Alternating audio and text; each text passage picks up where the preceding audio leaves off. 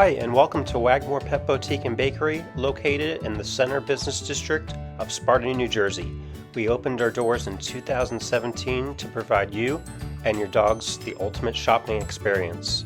With open arms, we welcome you into our store filled with freshly made treats and items that you will not find in a typical box store.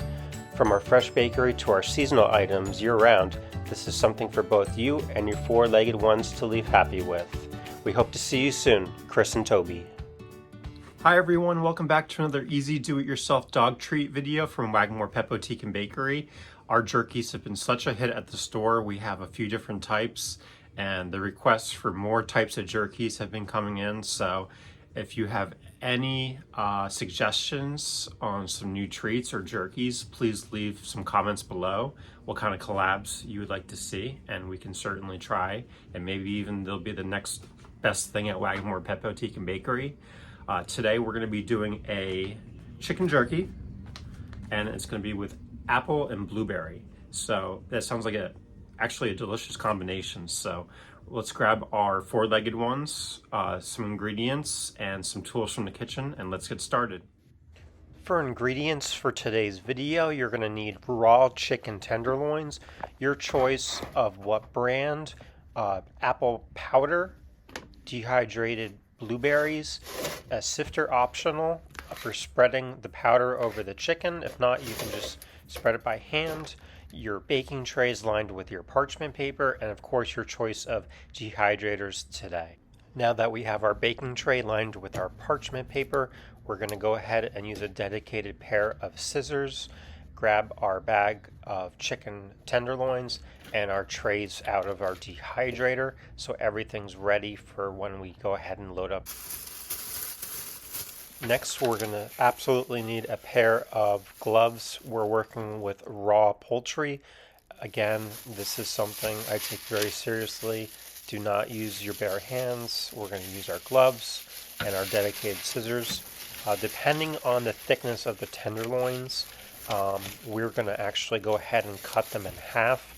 It's going to actually speed up the dehydrating process, and they'll be able to bake through much quicker. And preference of the size of the treat for your four-legged ones.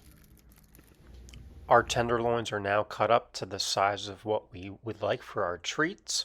We're going to go ahead and line them up on our dehydrator trays. We're not going to have the chicken touching each other. We're going to leave a little bit of a gap. That will help with better airflow for drying during the dehydration process. So let's finish loading these guys up, and we're going to go ahead and grab our blueberries next. With new gloves, we're going to go ahead and sprinkle on our blueberries. You can go crazy, you can load them up, you can put a couple on per tenderloin.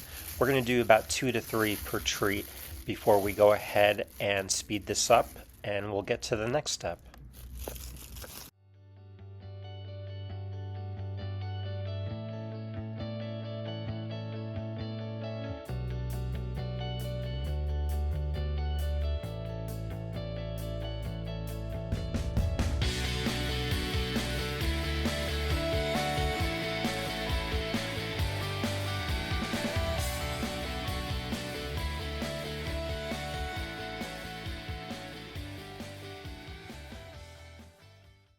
Now that we're all loaded with blueberries with our chicken tenderloins, we're going to go ahead and grab our next item, which is our dehydrated apple powder.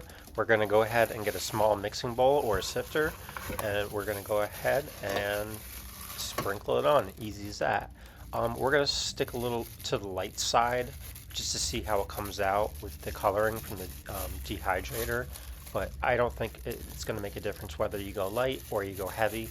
And go ahead and sprinkle on each one, and that will certainly enhance the flavor for your four-legged one's treat, and it'll probably make the house smell really good too for when you're drying them out. And that's it. We'll go ahead and start loading up our dehydrator.